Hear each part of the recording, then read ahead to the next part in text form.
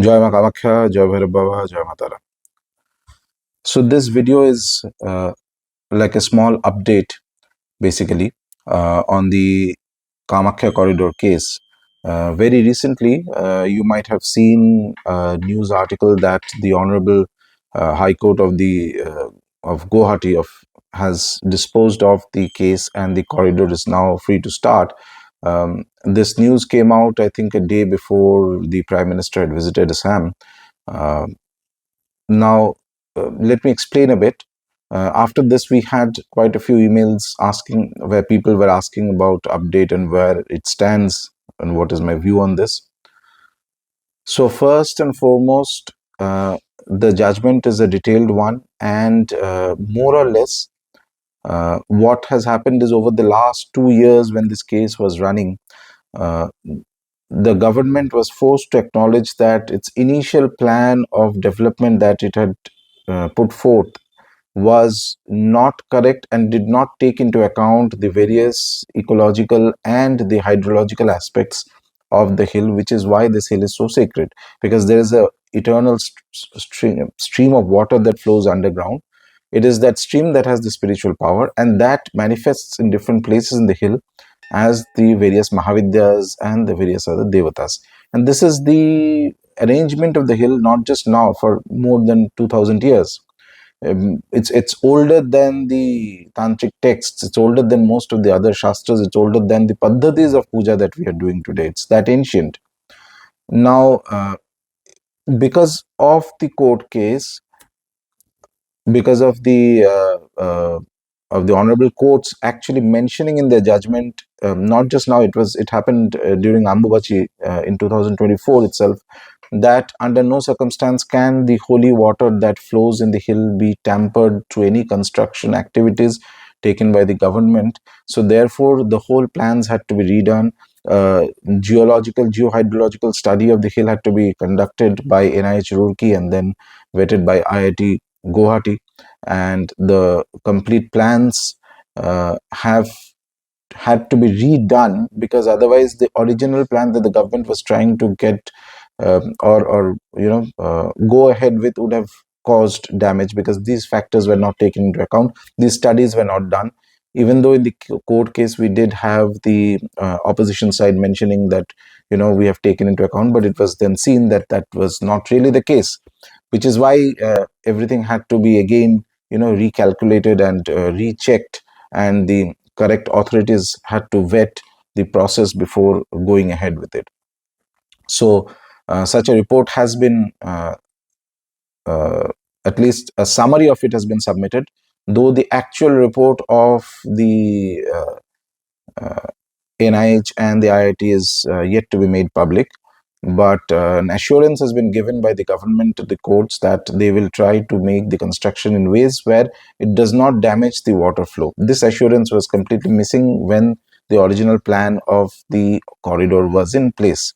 So in a way, had the court case not happened for over a period of 2 years, then that original construction would have most certainly caused damage to the hill. So this is the general idea with respect to any spiritual kshetra or place or an ancient temple, that it has to be the protection has to be based on sound spiritual logic.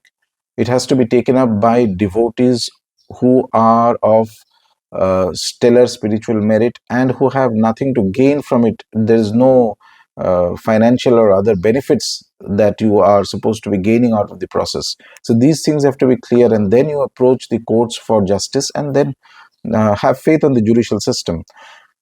The Honorable Court has also mentioned that if at a future date it is found that there is a deviation by the government from the plan, or the construction activities are causing any kind of damage to the hill or any of the aspects that we had mentioned and brought to light, then the case can be reopened again. This, I think, is a excellent uh, judgment, in my opinion, and I thank the courts that they have given us this opportunity. So me, as well as my team of upasaks, as well as those who are genuinely interested in this, can keep an eye that if there is ever a construction that is happening which can cause damage, its visible evidence is there that damage is happening, we can always revisit this PIL and open this. I think it's wonderful that this opportunity has been given to us. Meanwhile,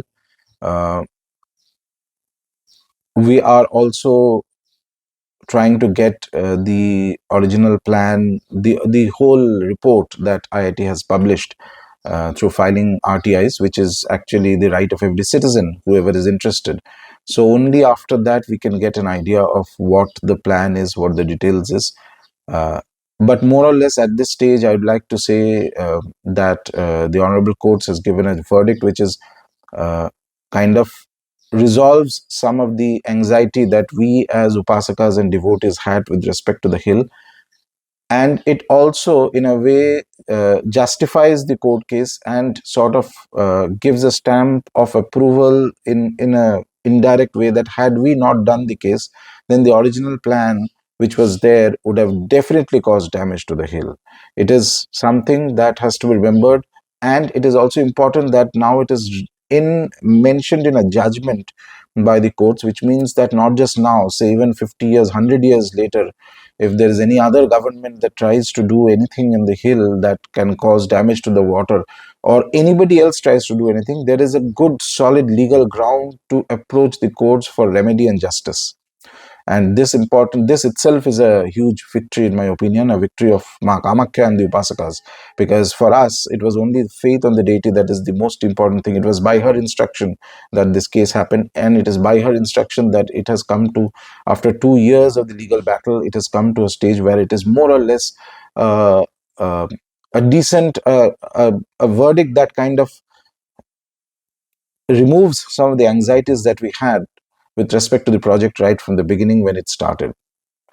Other than that, as I mentioned, so my team is already filing RTIs to find out more details of the plan that the IIT and NIH has done, which is not yet in the public domain. A basic summary has been presented in the court by the government, but the full plan or the full technical report is not in public. So we'd like to see the report, and we'd like our experts to just go through it once.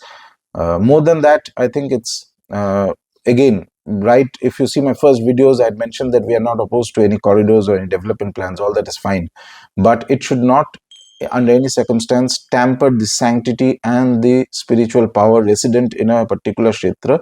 Those things have to be taken into account and kept in mind, and those things can only be taken care of not by any government agency, because government agencies normally do not belong to any single individual. They have the project in mind, they'll just go and execute. It needs to take into account the lived experiences as well as the authoritative voices of that particular kshetra, and a development that keeps the spiritual core intact is what is going to help the whole Hindu society, the Shakta Upasakas, and those who have any kind of connection to the Pitha. So with this, I will end the video here. I think it is more or less a positive verdict, and we will see if, as the court has already given us granted us the opportunity, that if later point we find that there is a violation of the undertaking, the written undertaking that the government has already given to the courts, that it will not tamper with the water flow and ensure that construction happens in a way that the water is not damaged. If we find a violation of that, we can always reopen the case. So that itself, I think, is a huge positive. Jai Ma Kamakhya, Jai Matara, Jai Bhairava.